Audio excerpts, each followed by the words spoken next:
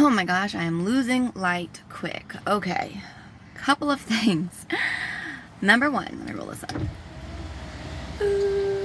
Probably gonna lose even more light. Okay. Number one, welcome back to Age's Perspective. Sorry for this interesting background, but I'm actually waiting for somebody who's at an interview right now, and also, I didn't get a video put out last week. It's been kind of a crazy week. Also, my phone is severely cracked. I dropped it in the bathroom on the nice hard tile, so yeah. Also, I've got a horse in the back, George, and he's a little impatient because I'm supposed to be taking, I told him I was going to take him for a walk and I've yet to do so. So he's a little antsy in his pantsy right now. Anyways, I figure while I have the time, while I have the battery charge, whatever, I'm just going to record it. It's not necessarily about what it looks like, it's about what I'm saying on this channel. So that's how we're going to rock. Anywho, last week I had put up a poll, and the poll was just ask me questions, or if there's topics that you want me to talk about, something I've maybe been through or haven't been through, and just kind of go from there. A lot of them were, how are you doing? I am doing just terrific, actually. I'm very happy, very healthy, most importantly. I'm back to my healthy 130 pounds. That has always been like my healthy weight. That's when I know that I am healthy. Oh, I'm losing light, guys. I'm so sorry if this turns out to be a really shitty video. So back to 130, been in the gym regularly, working out, eating good, staying sober. I'm doing really good. Thank you for asking. I am looking for a job right now, and no, my resume is actually like impressive, and I qualify for decent jobs. But just where I'm at right now with my life and stuff like that, I don't necessarily want to overwhelm myself and underdeliver, because that's going to be just a stressful thing for me. And I don't, this is awful. Let's see if I can get this to help a little bit more. Does this help? Okay, that kind of helped. Just turn them all on. Bam. So I don't want to, overshoot or my expectations and then underdeliver, just because I've got so much other things going on right now. My recovery schedule is the most important schedule to me, and so that's what I'm going to focus on. And I graduate from my program in April, and so when April comes, it's time to go hard, because making money is not an issue for me. I'm a hustler, always have and always will be. But that has also been a downfall of mine, is just when I would trip and fall, getting back up on my feet and just running way too fast, and I might have forgotten to tie one of my shoes, and so I end up tripping pretty soon and falling and being back on the bottom. So I'm just taking it really slow, day at a time, sometimes hour at a time, sometimes minute at a time, and just making sure that my foundation and everything is just really, really solid before I get back to real life shit. So I'm doing well, and I'm really happy to be able to say that. Let's see. Another question was, what has been the hardest part of addiction, recovery, breaking and healing bonds with people, relationships with people, and all of that. The hardest part about all of it as a whole was the denial. Being in denial and not thinking that there was an issue, and thinking everybody's crazy, and thinking I'm a functional addict. There is no such thing. That is such a bullshit denial term. If anyone says that to you, do not take that as an answer. What, George?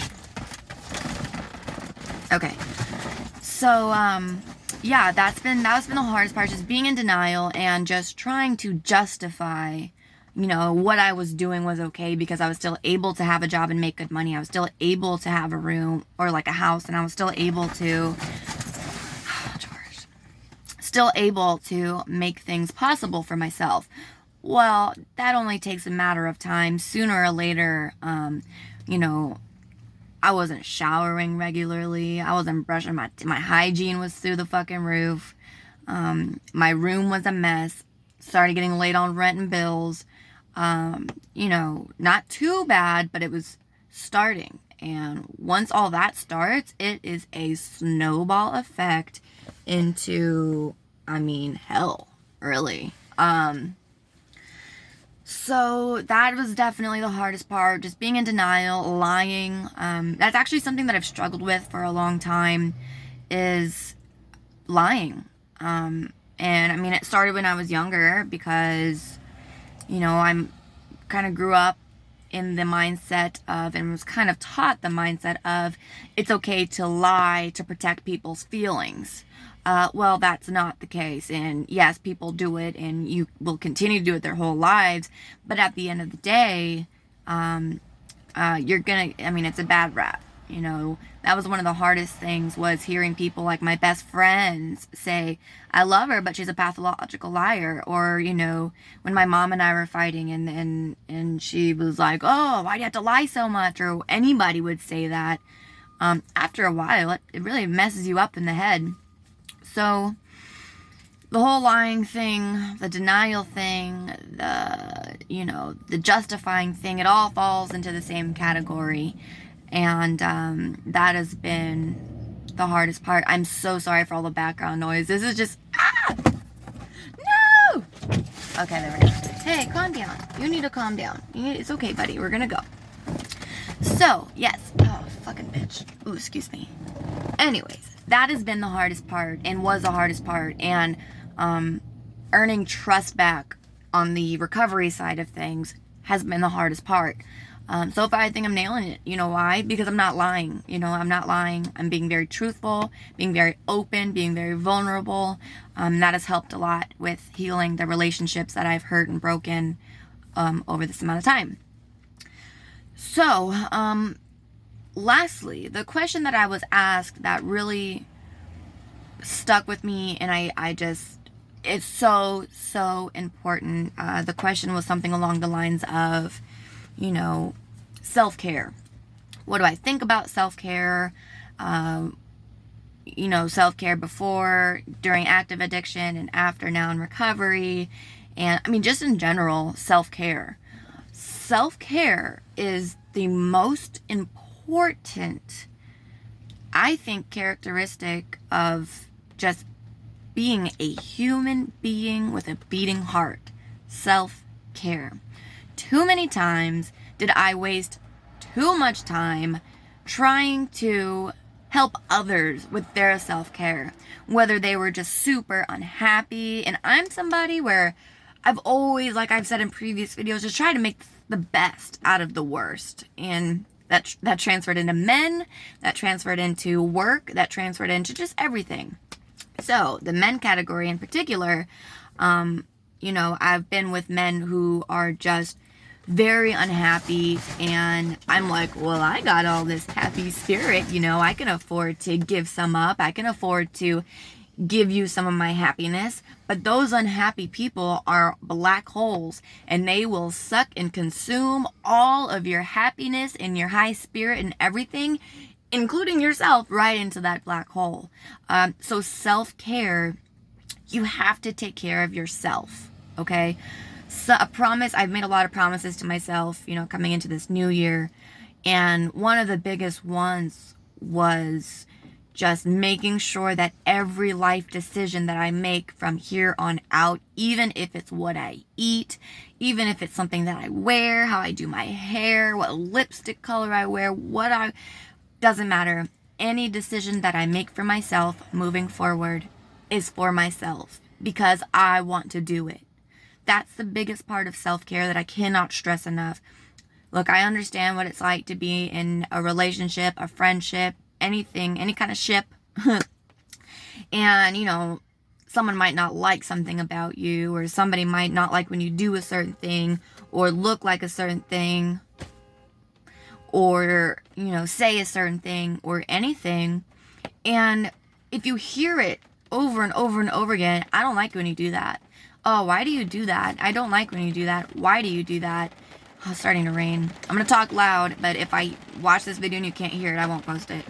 Anyways, you know, letting somebody else control the things about you and influence the things, and especially when they start influencing things that you love to do and things that make you happy, that's a no-no. That's a total no-no. I just can't stress it enough. Just doing what you do in life because it makes you happy. Doing what you do in life because, or eating what you want to eat because it makes you happy. Wearing what you want to wear because it makes you happy. Speaking your mind the way you want to speak your mind because it makes you happy. That is self-care at its highest of high. The minute you stop doing these things, or the minute you stop caring for yourself and you care too much about how somebody else sees or thinks or whatever of you. And so, you know, self-care is just, it's so important. And that's something that's just been so important to me in recovery. Because, man, I've just been in situations where my whole everything was affected because of somebody else. But the thing is, this person or these people or whoever it was weren't doing any self-care for themselves. So I'm like, how the F are you expecting shit out of me to be different, me be different in some kind of way, but you're not even willing to meet me halfway with some of your freaking shit? You know what I'm saying? It's so frustrating. And so that is definitely another thing that I'm learning in this recovery, is setting boundaries.